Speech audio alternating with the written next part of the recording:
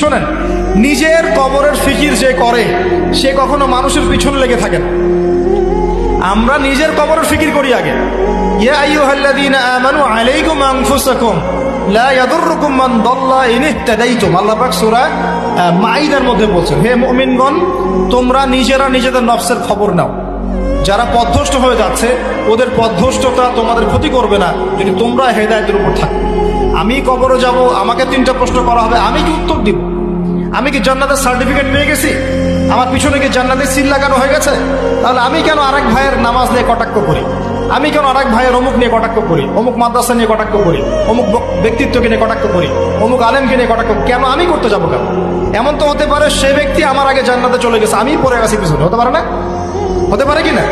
এমন তো হতে পারে আমি সবার শেষে জান্নাতে যাচ্ছি খুঁড়ায় খুঁড়ায়, আর এই মানুষগুলো আমার আগেই জান্নাতে সব চলে গেছে, হতে পারে কি না? এই যে ইবলিসি স্বভাব একটা চলে আসছে, নিজেকে বড় মনে করা, অন্যকে ছোট মনে করা।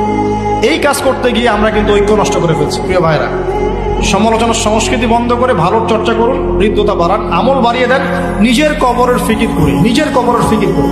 30 বছর চলে গেল, কয় ওয়াক্ত নামাজ পড়েছি, কয়টা সূরা শিখলাম, কয়টা হাদিস শিখলাম, হ্যাঁ, কয়দিন মানুষকে দাওয়াত দিলাম, কয়দিন আমি তাবলীগের মেহনত করলাম।